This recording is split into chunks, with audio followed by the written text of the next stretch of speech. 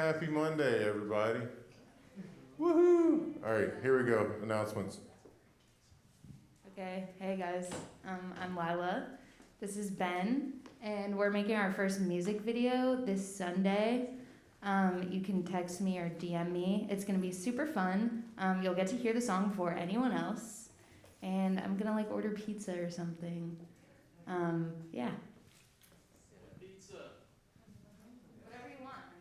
So the night before, we also have a great show happening at Carrollton Station. No cover. It's free. I feel like that's all we have to say. Carrollton Station. Saturday at what, 8? Lila, 8? Yeah, it starts at 8. 8 o'clock. So, Lila, just a word of advice, don't give them the pizza till the work's done. Because nothing gets done after you eat the pizza.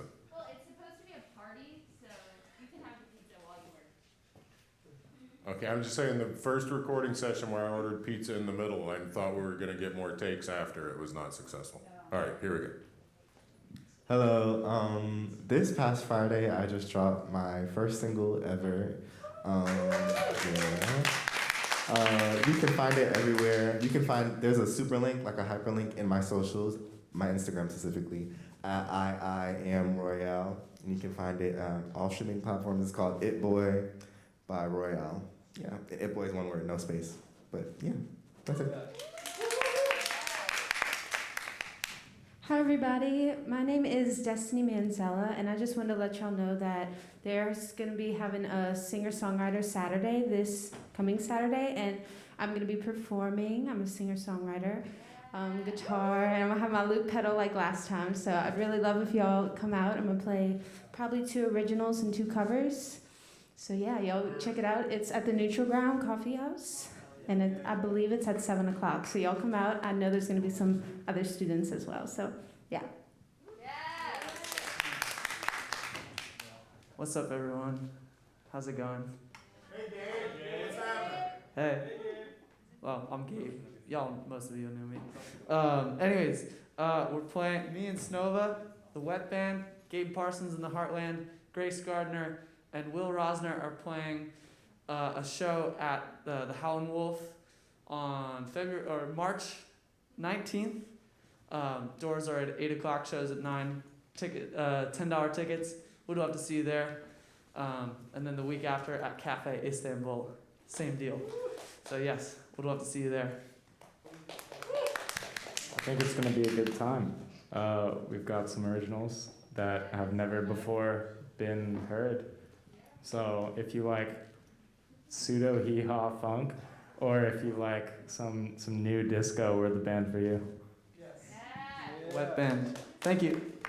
Wait, did you say pseudo yeehaw funk? Okay, so if I look that up on Spotify, that'll get me to your record? No, okay. Cool, so I've got some great news for you. You don't have to listen to me do the interview this week. Yeah. Oh, come on, Ben's the only one. Okay. We've got back from a long hiatus of doing all of the forums for a long time. We get to watch the master at work again, and I'm going to let him introduce our guest, but please welcome Professor Billy O'Connell.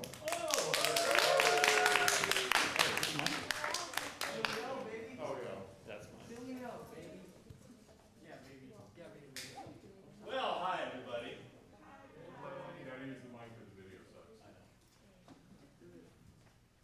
And hi, those of you at home. Today, I'm really pleased to have back to home a graduate of this program who I had for 4 years while they were here. And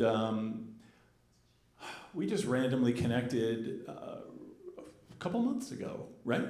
Yeah, a couple months ago, we just caught up with each other, and I was absolutely blown away by everything that Berlin's been up to. And as we were talking, I was like, our students need to know more about what happens post-graduation and what kinds of things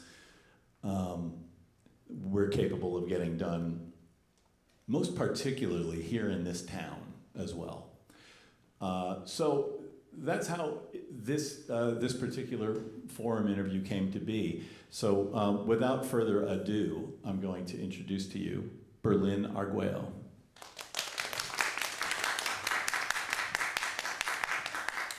And everybody at home is clapping hard in there. I think it's just that. So official. So it is. Hi. So I'm gonna try not to turn my back on the cameras while I ask you questions, but I also have to split the difference, as it were. Berlin graduated in December of 2018, not that long ago, right? Yep. Why don't you speak a little bit about your time here, and then kind of your in the initial phase of your journey, and then I'll jump in and ask questions. Let's get in. So I graduated a semester early, which I think was kind of lucky, because I got to take my time, like kind of figuring out what I was gonna do after graduation. During school, I had like 4 or 5 internships, and then I managed a band full time. Well, does Berlin need to be more on mic, Jeff? Do I have to get closer? Does she have to? Okay, good. Okay, great. I wanted to make sure that everybody's going to hear you. This is like my first time speaking. I'm an artist advocate. So yeah. You should, hear yourself in here. So 4 internships, what'd you do? Yeah, I started off at the Howlin' Wolf. I was like part of their street team, like, totally donated my time, just like handing flyers out and stuff like that. Yeah. It was cool because you got free tickets to shows. Come to shows, and stuff. yeah. It was a good way to like get my foot in the door initially. Mm-hmm. And then I did a bunch of stuff. I was an intern at 30 Tigers in Nashville. Yeah. And did you do that remotely or in Nashville? Oh, I went to Nashville for 3 good. months. Not the place for me, but a very cool city. David Macias is a cool guy. Yeah.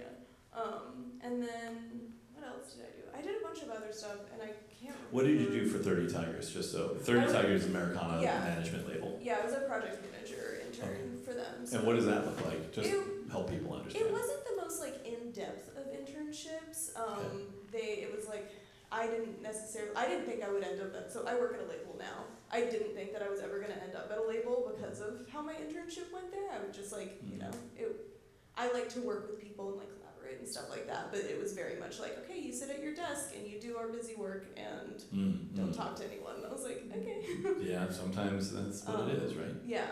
And then throughout college, I was managing Annalise. Well, let's get into that. Yeah. So, Berlin, through her college career, she was an artist manager managing Annalise Hastings and her revolving cast of characters.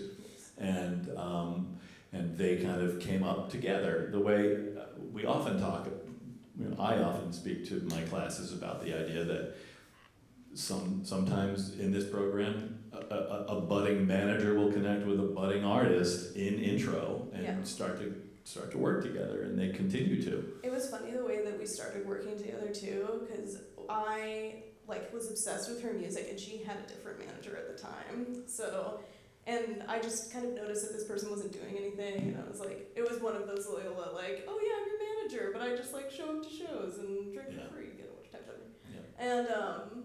And so Annalise was sitting, and we were roommates at the time, and she's complaining to me, I just want to book a show, I just want to play a show that's not uptown. And I was like, yeah, I have this internship at the Howlin' Wolf, let's do it. And that's how it all started. Wow. And then, that was in 2017 that I started working for them, and so it's been a hot second. Yeah. It's been a long time. Yeah. And it's been continual.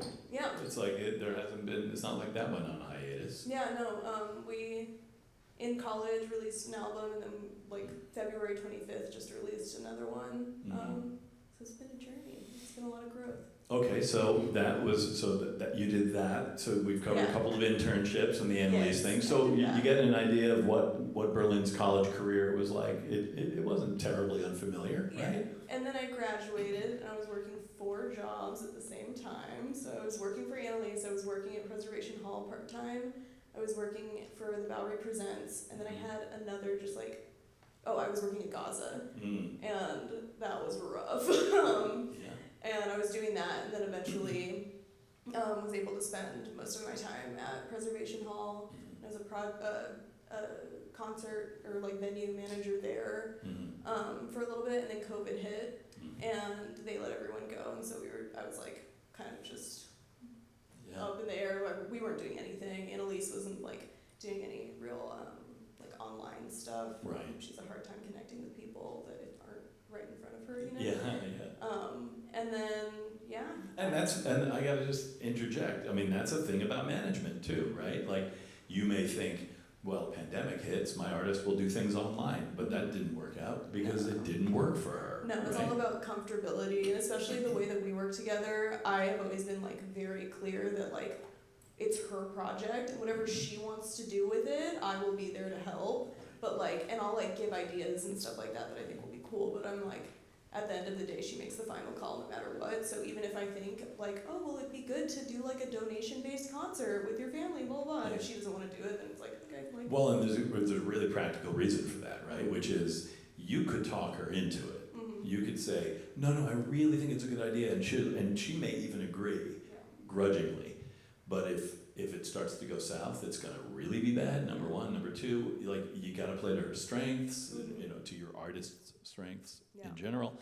And so, okay, well, it's great that we're even bringing up that kind of stuff, because it's a big part of kind of how you figured out how to be in the business. But I also want to remark on the hustle.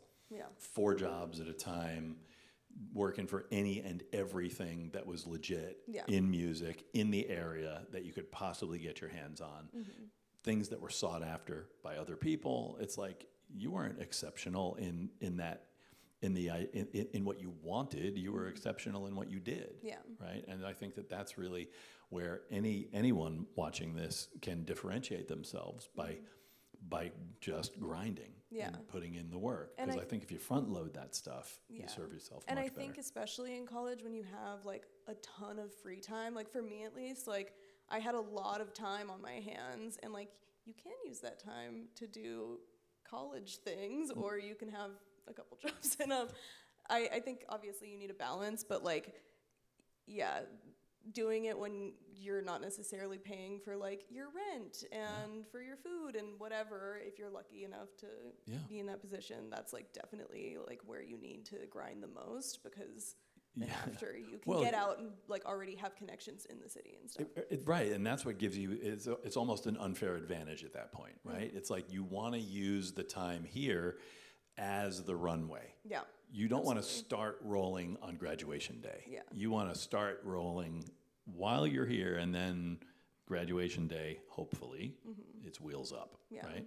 And we were really adamant, like both myself and Annalise in the band, we were really adamant about like getting out of the Loyola bubble. Like, you know, you can go to a house show with like the most popular band in school, and there will be like, you know, 50 people there, whatever it is, like a lot of people there. But it's not sustainable. Like after everyone graduates, those people are going to leave, and like, you know, and you need to really, I think it's important if you plan on staying here to like really get into the scene as fast as you can with like people who are older, and like learn what they have done and stuff. And and that's what makes it replicable, right? Like if, you know, and so it's the difference, again, hobby versus lifer. Right. If you're a hobbyist, it doesn't matter. Have people over, play house parties, and it's cool. But if you need this to be a thing that you do, you better figure out how to get it to be a commercial pursuit. Right. So, well, you want to let's keep talking about the grind, right? The 4 jobs, the hustle, all that kind of stuff. So what did that lead to? As I was saying, I was at Preservation Hall. I like transitioned there full time, and then I was a night manager, like venue manager for them for a while, and then COVID hit, didn't have anything to do, and then it was like a rough couple years, as I'm sure it was for everyone else. I think the pandemic had an effect on some people.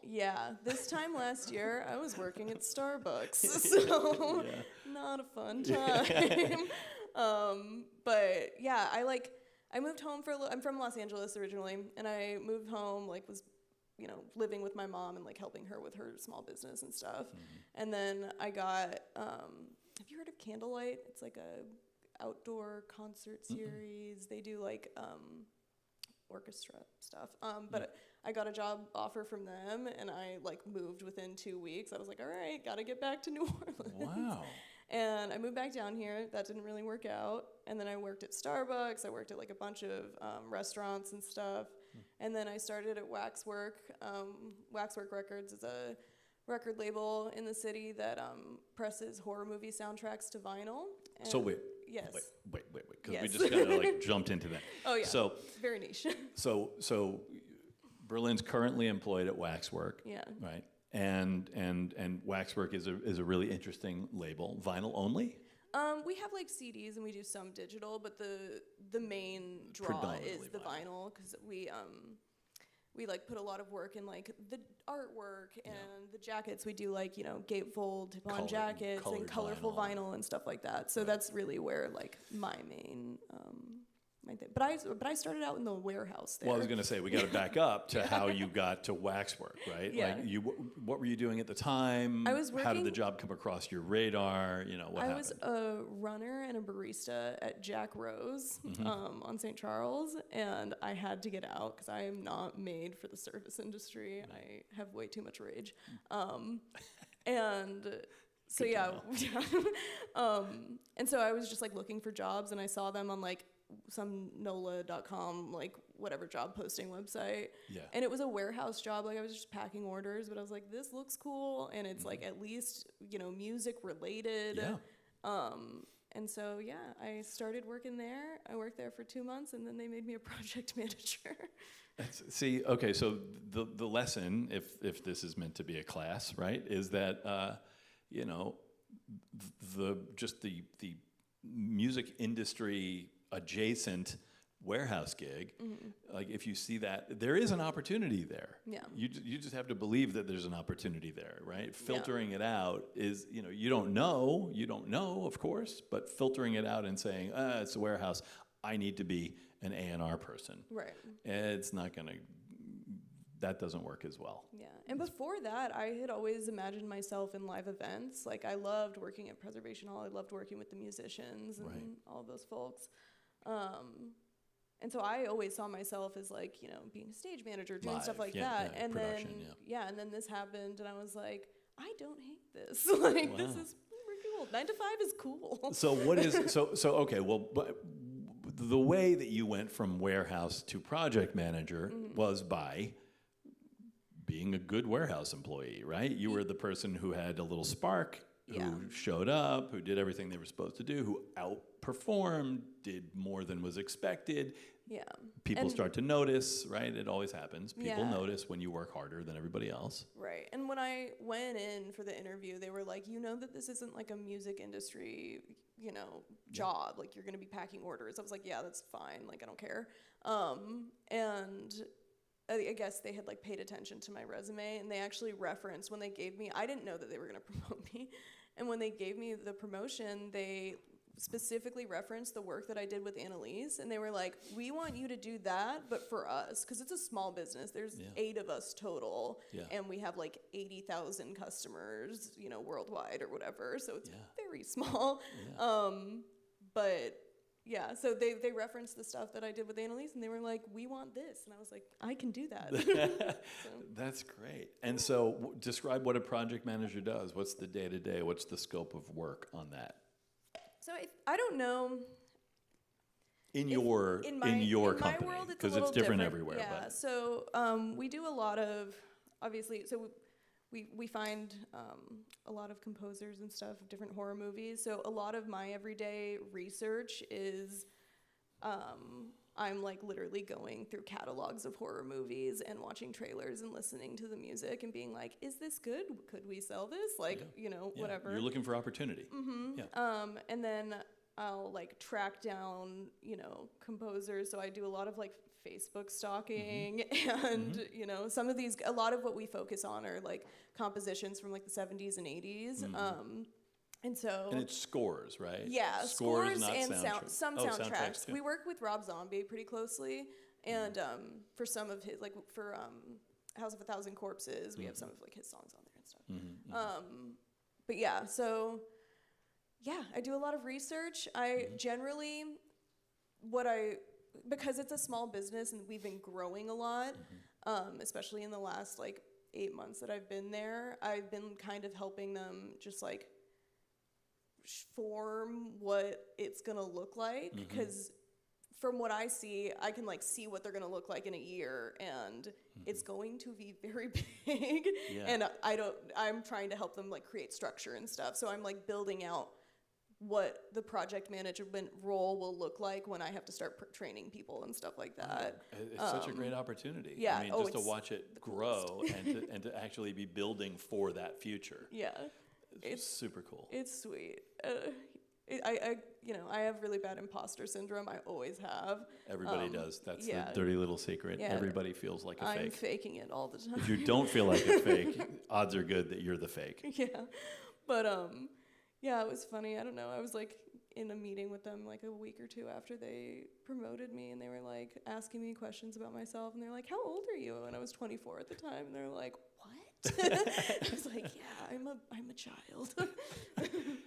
Yeah. That's when I was at Sire, Yeah. when I was 24. So well, you know what I want to do? I think this is, I'm going to break the mold a little bit. Okay. And give people an opportunity to ask questions now. Cool. Before we pile on another phase and another topic. Based on what we've discussed so far, anybody have anything they want to ask Berlin? Yes? Is that Ben? Hey, Ben. Hi, Ben. So you mentioned that you obviously graduated early, but when you were going through school, you were juggling 4 or 5 different roles. How do you not let that interfere with your schoolwork? I'm at a point where I'm doing a lot of stuff outside of school, and I kind of said, I'm going to put this school stuff to the side, and now start inviting class. Yeah. I did a lot of that. I'm not gonna lie. I mean, I got like decent grades in school. I think I did pretty well. You did well. I don't know. It's a lot about balance. Sometimes you have to, especially in college, like sometimes you have to choose to not go out with your friends on the weekend and like stay home and work on spreadsheets, which isn't like the sexiest thing to do, but it's, it's important. And like, I think it's all about like choice and like work-life balance and stuff. Obviously, like I am a total workaholic and like kind of crazy about it, but for me it works and it makes me really happy. I think it's I don't believe in work-life balance. I kind of feel like it's all life. Yeah. And so if your work is your work, then that's it. And I like specifically chose entertainment because it's fun. Like my job is super fun, and if it wasn't, I wouldn't be spending as much time doing it, or I wouldn't have been, I basically work for Annalise for free still, and I wouldn't be doing that if I didn't have a really good job, like time doing that. Right. But yeah, I don't know. School is important. I don't want to say that school isn't, but I think may I help? Yes, help me. I think the issue is, and I'll ask you if you agree. Yeah. There are always trade-offs, right? Nothing that you have to choose doesn't involve a trade-off, right?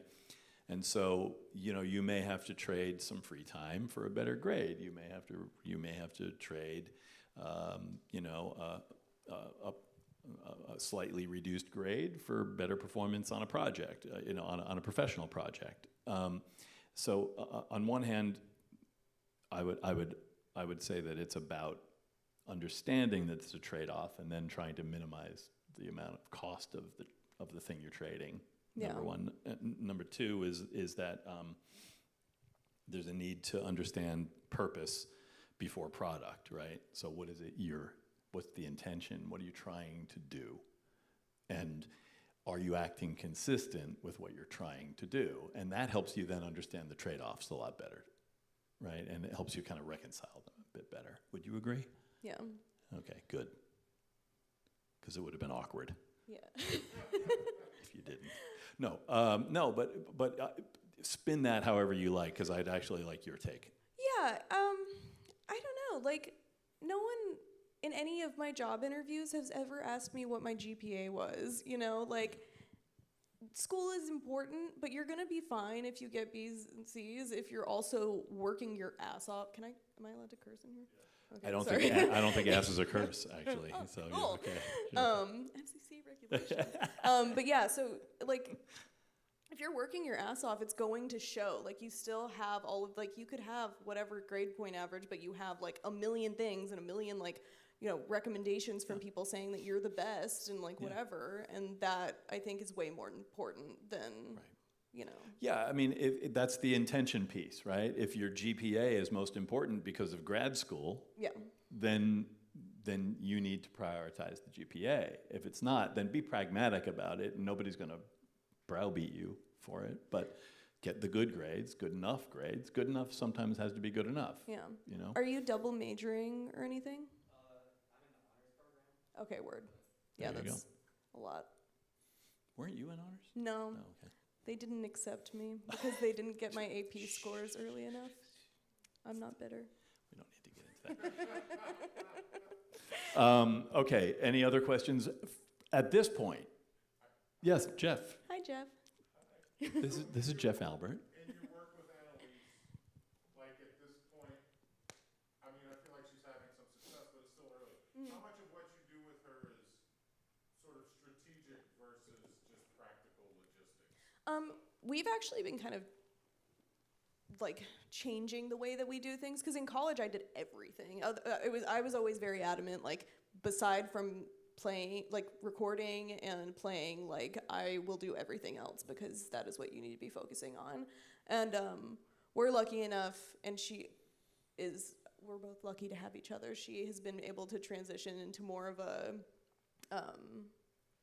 like a larger role in her own music stuff. So I've been doing like a lot of like crash courses with her on like how to book. I'm like, let's draft an email together. And like, I have years of like day sheets and tour routes and all of this stuff. So we've like created a really good foundation. I've been kind of passing that baton to her. So it's more of like now where we're at is like a more of a consultation type of thing, where we like strategize where we want to be together, like how, what we want to be playing, like what we want to be doing and stuff.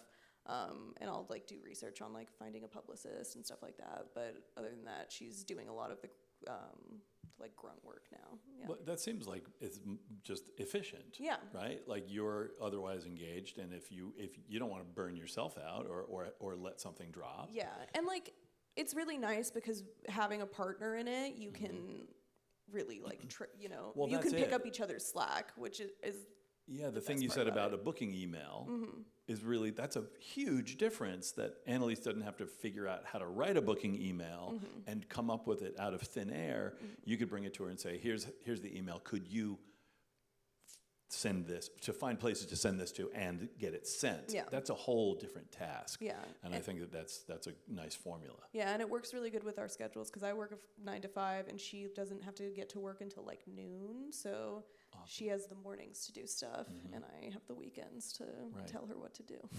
Yeah. Direction. Yes. Provide direction. Thank you. Yeah, nice. Okay, good.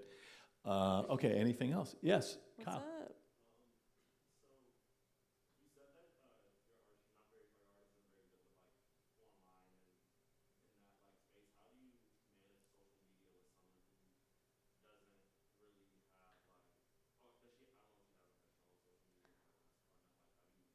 So I think that it's more like organization. I think with a lot of like artist-brained people, and I'm not saying this for everyone, this is a total generalization, but like a lot of artist-brained people have a hard time just like it stresses them out to look at the thing, and there's so many things going on.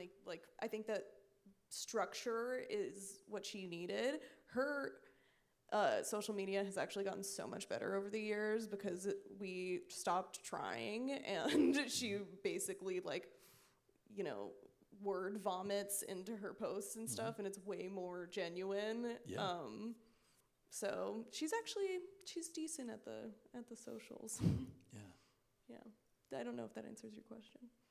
Well, I think the point you're making is that the process, the artist management piece, for you at least, and I think for people that I understand, needs to be artist-led. You just don't want to start smashing that square peg into a round hole. No, right? and if I tried to do the social media for her, it would come off so inauthentic because I do not have her voice or her experience. So it's like, it wouldn't make sense for me to control that area. Right, but even like the possibility of playing like streaming gigs or live streams or whatever, she wasn't into it. If you force that, It's just gonna feel weird. It's no not gonna be end. good. Yeah. It's gonna be awkward for everybody. Moving on. Moving Unless right there's another along. question, we're going to move on. Okay, Anybody? moving on. Okay. We talked a little bit about integrity. Some of how integrity has factored into your approach to the music industry. I'm going to give you two choices how you want to address that. All right. You could speak about integrity from a self-referential position, like why it's important to you, why it's a core value for you. That sort of it's necessary for you to feel like you're doing your best work. And I'm also interested in hearing about the role of integrity in this market, working in New Orleans, in the music industry in New Orleans. Okay. I'm gonna go with the first one because I've only worked in the music industry in New Orleans, so I have nothing really to compare it to. No, but I know that you as an individual working Yeah. in the music industry in New Orleans you are not the typical individual working in the music industry in New Orleans. Yeah. I don't know, for myself, I think that in my journey, it's been, there are a lot of challenges that come with the opportunities that you make for yourself and stuff. And I got into music because I love arts. I love artist-brained people. I want to be around them. I think they're super interesting. It's like fun psychological, experiments. We've connected on this. Like Yeah. I'm not an artist. I'm not a maker. Yeah. But like I'm like you. Like, I just they're love. the people I want to be with. Yeah, and it's like, creating something authentic and honest, I think is really cool. And I've always seen myself in like a role to like kind of help that bring to other people. And I think that some people can get into the industry for, in my opinion, not the right reasons, where it's like clout chasing. And I've experienced a lot of that, especially in venues around New Orleans. It's a lot of like status and I don't know, just caring about stupid shit. And like, I think that it's really easy to like if you don't like notice it, that you can like kind of fall privy to all of that. And it's been really important to me to like not like, what is the word that I'm looking for? Not stop like what I think is right because other people are like, could get me something down the road, Right. like I would never, I would never. Well, what you're talking about Yeah. is not compromising your own values. Thank you. That's much for better. someone to make something happen. Yeah. Right. But this is important. It's a kind of a core thing to this program, and why this program I think is different from other programs is because a values-based approach to the music industry has real market value as Yeah, well, right? totally. And it means your own potential is enhanced. It means you work happy, which means you continue to work, Right. because unhappy people stop doing the things they're doing. Yeah, and you get jaded, and and that's no fun. Right. But yeah, and I think it's valuable because also, like, as you work with more people and as you like become more like a part of the industry, like you're gonna be met with like people who do shitty things and who are like terrible to other people, and like, but they hold some kind of status, and it's been really important to me at least to like not like give in to them, like, and to continue to be like loud and To draw a line. to draw lines with people. And I think it's been an amazing way to weed out people that I don't want to work with anymore. Right. Because it's a really good way to just strain out people that don't. Well, and if do you right. encounter someone who's really a very poopy person, the odds are good that that's not going to be a productive relationship for you anyway. Yeah. And there's just always a better opportunity out there, Totally. something else for you to do. Yeah. I think this is something that is a differentiator for you, right? And it's what I preach to people in classes is if you just have your own core principles and just stick to them, you will differentiate yourself. You'll set yourself apart from 80%, 90% of the other people, because you will be by definition different. Yeah, And absolutely. if you're a hustler and your motives are pure, you really do differentiate yourself in a very special way. Yeah. And it's like, I mean, it's not always easy. Like, it can get real difficult and stressful and awkward and I don't know.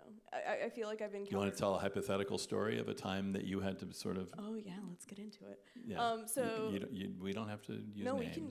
You okay. can do whatever you want. It's not my liability. I will be very vague. So I was working at a venue in the city, and it was in the middle of the French Quarter, so a lot of crazies around. And damn, have you been to the French Quarter? Sorry. Yeah, but so, you know, it's not the safest place to work, especially if you are a femme appearing person. And yeah, I was like managing at the venue one night, and the security guard, who was literally there to like protect us, was like hitting on me like really hard. It was really uncomfortable, and I was like, you need to stop, like whatever. I like made a complaint with my boss, and he came up to me the next day and he's like, well, do you think he crossed a line, Berlin? I was like, well, I wouldn't have brought it up if I didn't think that he crossed a line. Like, he's more concerned with this than, like, you know, keeping me and my staff safe, like, you know, whatever. His job. Yeah. And, like, to be fair, I didn't leave that job for a while because I think that you can, you know, kind of feel trapped sometimes. Like, there's not another option, but there are always other options, and you can always, you know, you can always restart and find something. So the security guard didn't go. No, they You kept, did. This was months later, but they kept him, and he just kept working there, and I was like, well, this is not what I like. This is not what I would prefer. So it was like, I don't know. It was a good. But it wasn't cut and dried. I like that you included that part in the story because very often we have these conversations in classes about maintaining your own integrity in that way. And I think it's important for people to know that it is sometimes difficult, and you are sometimes ambivalent in the moment, and you are afraid you won't find another job. Oh, absolutely. But it's still got to the point where you realized it was the only right thing to do, was to leave, right? Yeah. And but it's that lack of clear-cut, black and white, instantaneous decision-making that I think is important for other people to hear. Yeah, I think that thinking all of these things over and, like, not just acting on instinct, because if I did that, then I would have burned a lot of bridges. But, like, giving yourself a moment to be like, okay, what is important to me? Like, is this worth it? Like, and it wasn't in that case. But yeah, I think that. And ultimately, happy that you made that decision. Oh yeah. Yeah, proud of yourself, happy that. Yeah, right. And there are endless opportunities. Like, the world is a very big place. You know, I feel like it can feel really small sometimes. I'm gonna get really corny, but I feel like it can feel really small sometimes, and we all get like in our own bubbles of like, you know, being obsessed with what is right in front of us. But I do ultimately believe that, like, at the end of the day, you are going to find your place that you need to be, and that can always change. And there are endless opportunities. Especially when you say it in that voice. Yes. So okay, well then would you care to get into the way that you feel you can differentiate yourself in a market like New Orleans, which isn't always the most professional market? Yeah. For music business? Sobriety is sick. I am sober, which is cool. I was not in college, but that has helped so much, because if you can get up at 6 a.m. and, you know, work through a full day, do like... Happily, get up happily at 6 a.m. Yes. Yeah. Do whatever you need. But, but, you know, like, I think that this city, I love this city. I love the community of this city. It is my favorite place on earth. I don't think that I can live anywhere else. But that being said, there are, you know, challenges that come with it. The party culture. I love that there's leisure time, like, set into the New Orleans schedule. And it's part of the reason why I don't want to move to, like, Los Angeles or New York or whatever, because I enjoy being able to enjoy my life.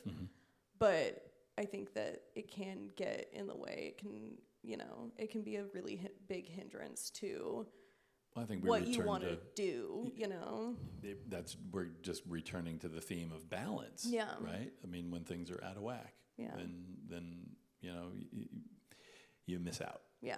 Right. Yeah, and just like deciding what's important to you. Like you could have a lot of fun one night, or you could like have a lot of fun for the rest of your life. Yeah. Again, setting your intention. What is it you actually want? Yeah. Right. And then being consistent with what the answer to that is. Yeah, totally. Right? Pause for questions, or do you want to go Yeah, on to let's- a little bit? Anybody having a question at Y'all- this juncture? Y'all want to talk about my mental health? No? You want to discuss the role of mental health? It is important. What's up? Mia.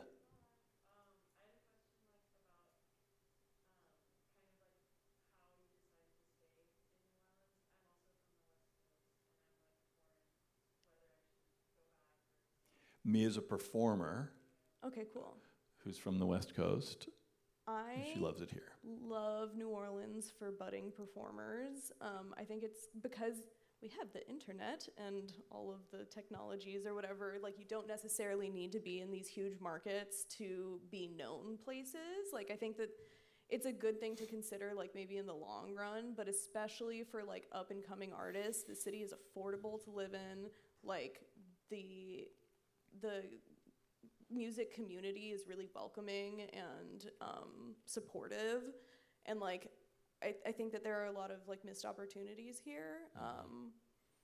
Whereas like in LA, you can move to LA or New York and do the whole thing, but it's gonna be a like grind, and it's not always gonna be fun. And That's interesting because I am always saying, ultimately, it's going to have to be New York or LA or Nashville, depending on who you are, right? Yeah. But you make a great point, which is to bring yourself up to some degree of traction, to get your systems in place, to get your chops, to play and develop an audience.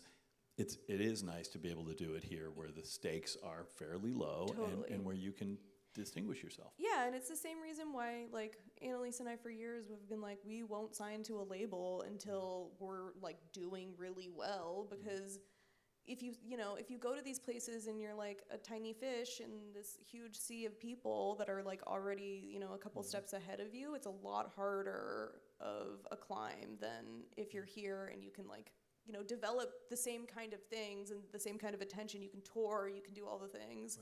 Right. Especially because New Orleans summers are dead, especially for music. So touring is good during that time. But yeah, so I don't know. Is that helpful? Do you have a follow up? That's good. That's great. Yeah. Hi.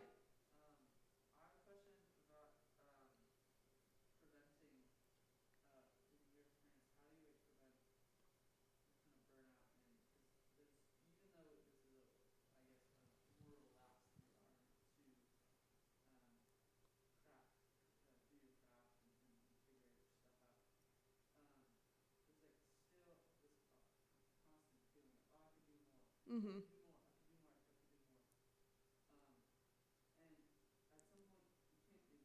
Yeah.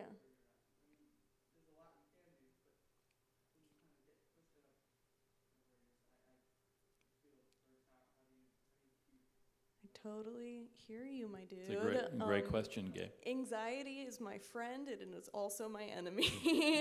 I mean, even today, I feel like there are things that I could be doing, like there's, I think that allowing yourself to do things that you enjoy outside of work, outside of, school, whatever it is, like I'm really into watching birds with my roommate's cat, and like I'm a plant dad and whatever, but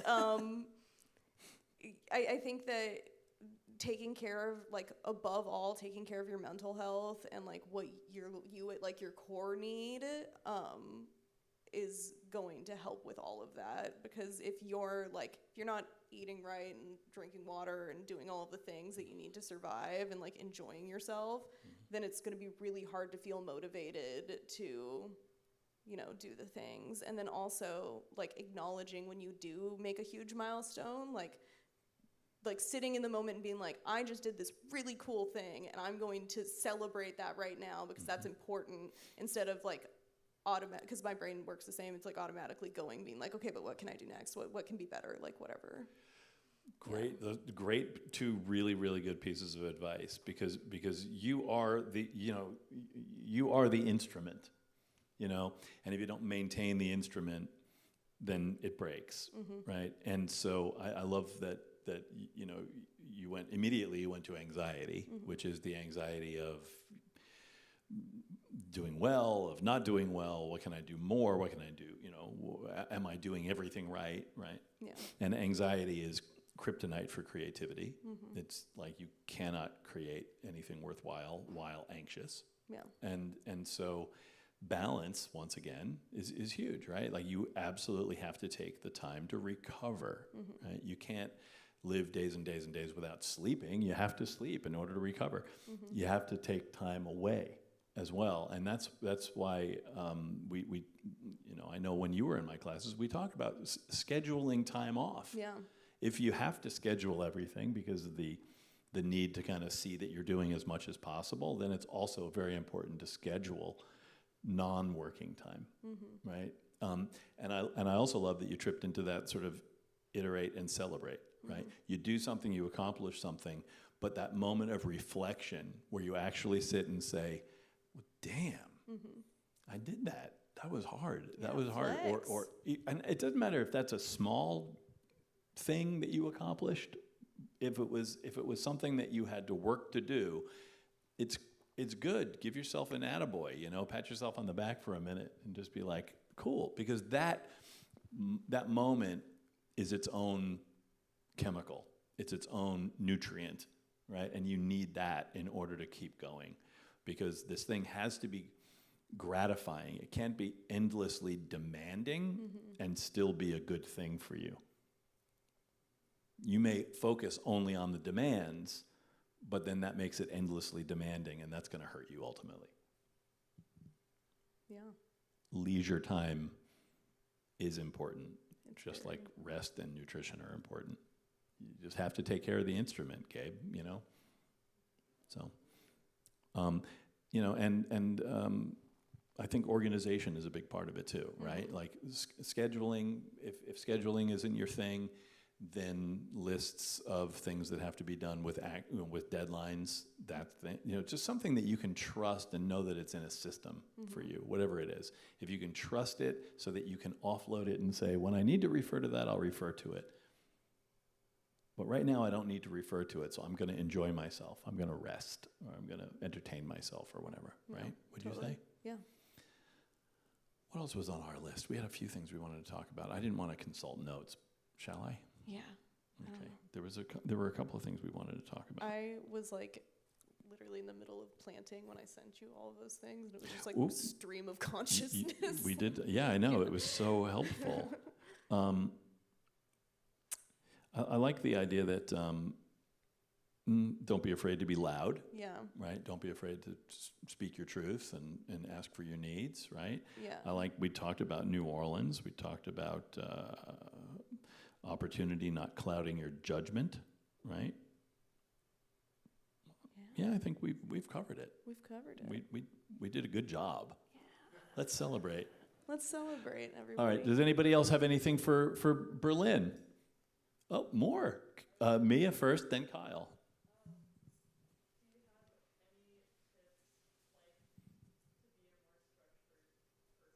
person? Oh, what are your favorite productivity tools? Yes. How did I not ask you that? I don't know. I am, I guess, kind of old school with the way that I like to organize my life. I do not like phones and all of that. So I'm a big fan. I get like composition notebooks, and every morning I write down the date and I write down the list of stuff that I want to do, and I color code everything. I love office supplies.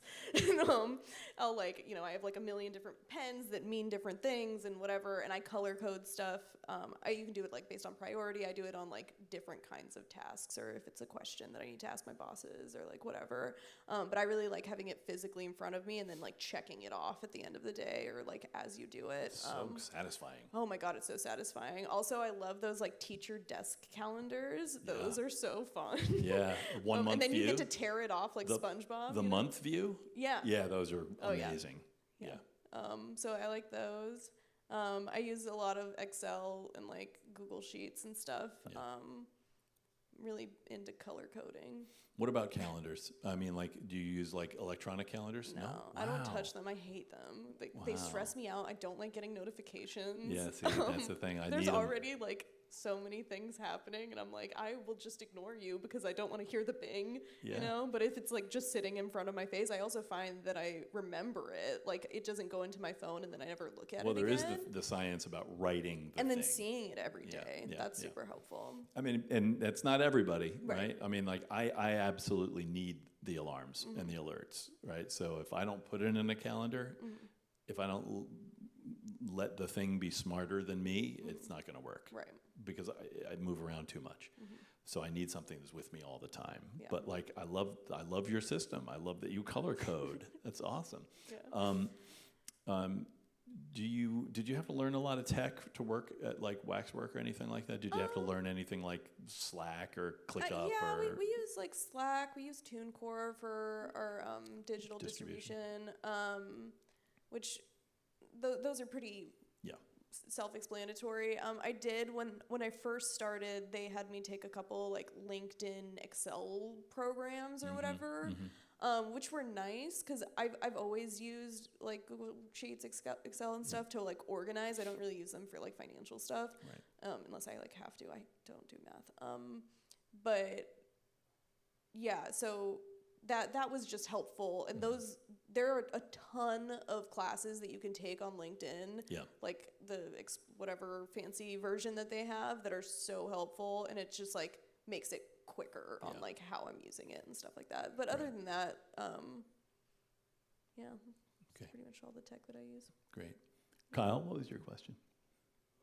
How do you get past, I know you talk about like achieving a goal and then celebrating that. How do you get past that initial thought of like, especially like for me as an artist or like I'm putting together an event, it's for me, it's like, okay, I did this, but now I have to do it again, but better. How do you not let that like, because that's one of the biggest things that like gets me like a little stalemate. It's just like, I don't know if I can do this again, but better. So how do you like kind of work past that? Yeah, I think that patience is really important, which is difficult. I am myself not a patient person, and when I put something out there, I'm like, all right, where's it at? Like, where's my treat? But I think that, because I think one of the harder things to get past, especially as like artist manager or artist, is that you're going to have really crappy shows sometimes, or like you're gonna have bad experiences. Like you will play to 2 people sometimes and it sucks. But like, I think that makes it more important to celebrate your victories or whatever. Because when you do well, then it's, I don't know. And I think it's good. I don't think it's bad that you're constantly wanting to do better. It's good to think about these things and like, develop new ideas and stuff that you can apply to your future. I think it's always important to continue learning with everything that you're doing, Yeah, I think there's nothing wrong with wanting to do it better and having to do it better, but the choice is, do you then have to dread the fact that you have to do it again and want to make it better than the last one? The dread is the choice. I think that mindfulness is a great counterbalance to the dread, right? You got to trust yourself to do it as well as you're going to be able to do it, and you won't be lazy. You know that, so like let it go. Action bias. Just keep doing, right? Yeah. And that includes the celebration part. Ben, sorry, you had a question.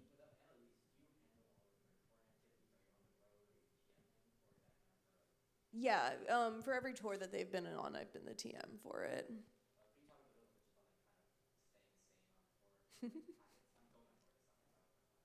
Yeah, I am super crazy. I print out day sheets that I'll like send to everyone. That's not crazy. Thank you. They're color coded. But you know, I'll like throw my day sheets together, and I'm like pretty controlling on like when we're leaving or like when we're getting places or whatever. Like I'll plan it out hour by hour, basically, being like, okay, I want to be at like in every town like 3 hours before load in. So, you know, mapping out like when you need to leave, like give yourself a lot of time, because things will go wrong. It's just like gonna happen, but I think giving yourself like the time to fix those issues is like really what's key. And then don't party too hard, because that will make you tired, and tour is hard sometimes. Yeah. On tour, it's getting your rest, getting your nutrition, not wearing yourself out with liquor or whatever else, leaving enough time. I think that's huge. The organization. If you don't have a Berlin in your life, then you need one. You need somebody to do a day sheet, or at least a spreadsheet that says 4 o'clock load in. We need to be in town by 2, right? And it's 200 miles. Don't think best case scenario. Your job is to think worst case scenario. So you look at a 200-mile drive, that's at 50 miles an hour. That's not at how fast can we possibly go if we drive the entire time at 65 miles an hour. Can we get there? No. That's just a recipe for more stress and more disaster, and that won't work. But that's just my 2 bits. Yeah, and then if you're planning way ahead, then you have time to like sit and relax before your gigs, and you're not just like running around like crazy. Do you want to speak about advancing gigs? Yeah. The need to advance a show? You have to advance shows. Get your stage plot as specific as you can get it, because people won't read them. Or, you know, like if they'll be confused about something and not, because they have with a lot of venues, I think they have just so much coming in and there's a lot of different people who work different jobs. Exactly. So I think being as like specific as possible on like what exactly you need. Also bringing extras of everything. Like we always had extra mics and stands and, you know, all of the things just in case, because sometimes you're playing some, you know, DIY venues and it's run by, you know, some dude out the back of his house or something, and he's not going to have everything that you need. It's nice to bring a vocal mic. Yeah. Like, even if it's just like a 58 or something, just bring a vocal mic, because your own is better. Yeah. Trust me. Stage plot, input list, advance your shows, meaning 1 week before show day, talk to whoever's running that show that day, who's advancing the show that day. Talk to that person, make sure they have the stage plot, have the input list, have the hospitality rider. You go over the timings, and that goes on to your day sheet, you know. I do it myself. I've always done it myself, yeah, too. I don't. No. Also, putting in your deals in your day sheet, like what percentage of the door you're making or whatever it is, putting that in there, so when you get there that night, because we've had it before where people will try to swindle you, and having that there is very helpful. Same with your merch rate. Merch rate also. Exactly. Like, confirm the merch rate in the advance, negotiate it lower if you can at that time, you know, when everything's relaxed and everybody's chill. You can often get a better deal. All that stuff happens then in the advance. And then you know where you're going to park, what time you need to be there. You can plan the drive. You can just, when you also have a relationship with the people at the venue before you show up, which is great. You have a couple of people that you know there, somebody to ask for and meet and be like, oh, face with the name, cool, right? Yeah. So yeah, that's great. I'm glad that you are who you are. Thank you. Anything else? Anything else for Berlin? Those were good questions, y'all. For a tiny little crowd, you were very engaged. I know, this is so intimate. I feel like Very Forum intimate. used to be huge. Weird. Yeah. Yeah, it's Oh, it's the web. power of the The web. World Wide Web. I hope that was you. I don't know. I don't know how to use this thing. Okay, well, anything else? Any final words? Did you write a statement I did not. for the end of this interview? All right. Well, I want to thank you all for being here. Let's give Berlin Arguello a big round of applause. Thank you, Berlin. Thank you.